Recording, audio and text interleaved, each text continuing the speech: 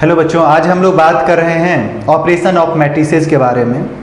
पहला है हमारा एडिशन ऑफ मैट्रिसेस कि ए बराबर अगर हमको कोई मैट्रिक्स दिया है A I J M by N और बी बराबर अगर कोई मैट्रिक्स दिया है B I J M by N, जब भी हम लोग किसी दो मैट्रिक्स को ऐड करेंगे तो उसका ऑर्डर सेम होना चाहिए और ऐड करने के बाद जो आउटपुट में हमारा मैट्रिक्स आता है उसका भी ऑर्डर सेम होता है।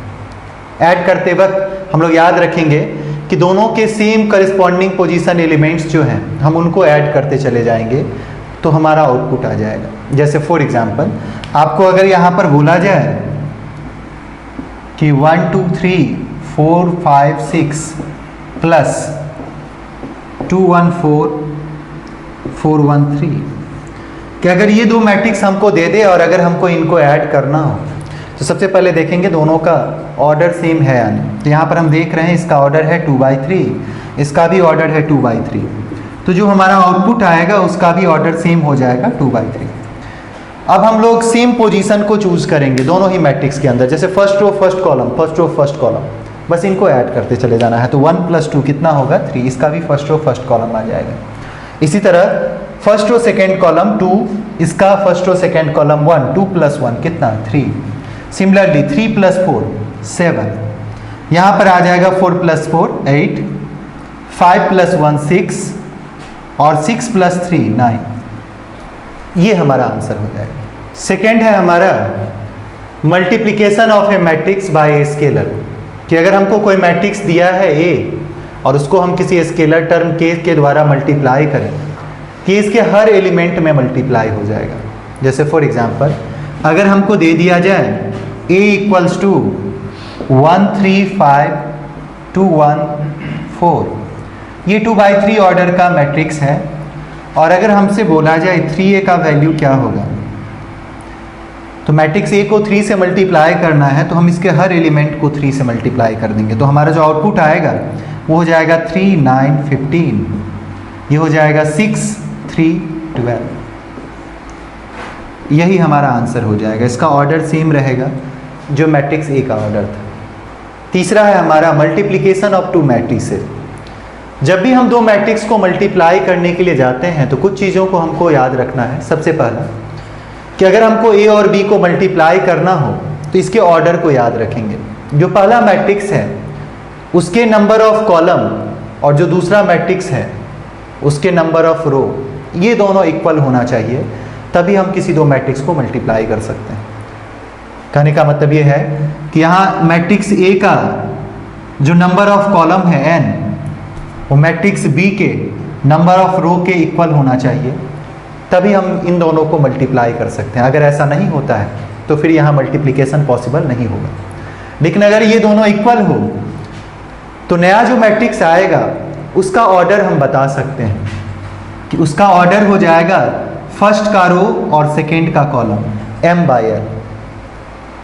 हमको ये दो चीज़ें याद रखना है। पहला कि फर्स्ट वाले मैट्रिक्स का नंबर ऑफ कॉलम सेकेंड वाले मैट्रिक्स के नंबर ऑफ रो के इक्वल होना चाहिए और अगर इक्वल हो तो मल्टीप्लाई करने पर जो मैट्रिक्स आएगा उसका हम ऑर्डर बता सकते हैं कि फर्स्ट का नंबर ऑफ रो इस आउटपुट के नंबर ऑफ रो के इक्वल होगा और सेकेंड का नंबर ऑफ कॉलम इस आउटपुट के नंबर ऑफ कॉलम के बराबर होगा।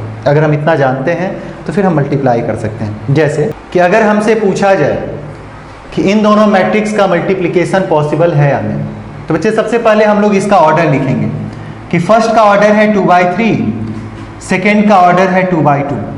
हमको ये देखना है कि फर्स्ट का नंबर ऑफ कॉलम सेकेंड के नंबर ऑफ रो के इक्वल है, तो यहाँ पर ये इक्वल नहीं है। इसका मतलब कि यहाँ मल्टीप्लिकेशन पॉसिबल नहीं है, नॉट पॉसिबल।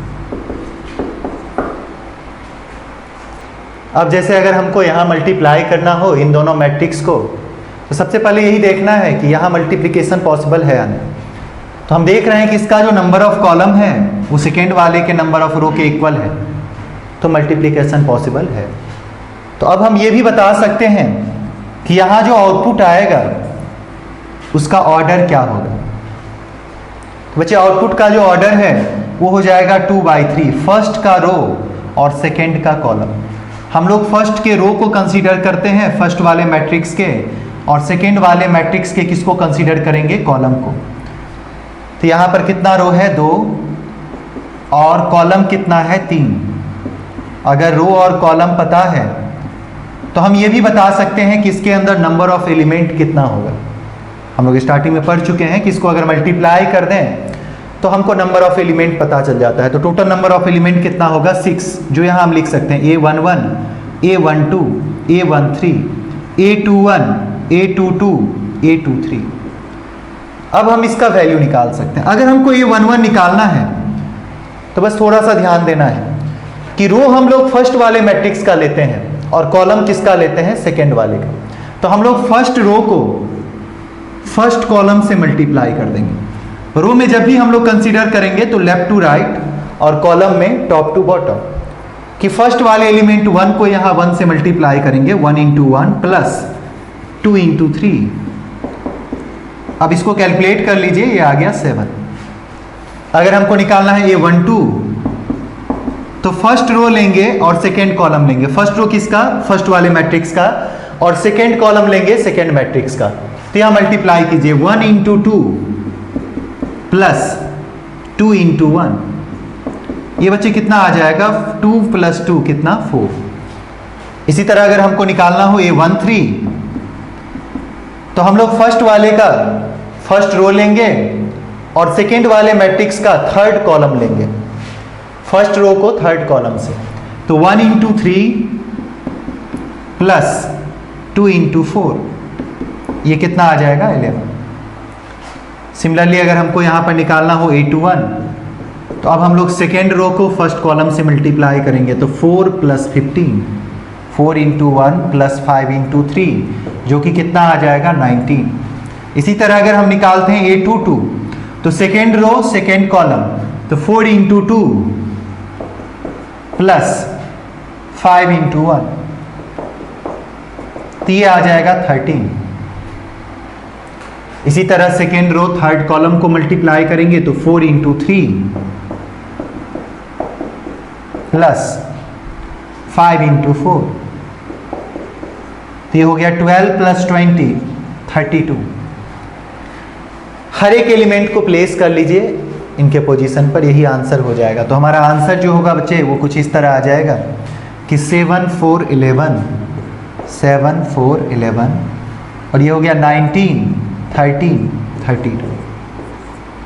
यही हमारा आंसर हो जाएगा। इसका ऑर्डर 2/3।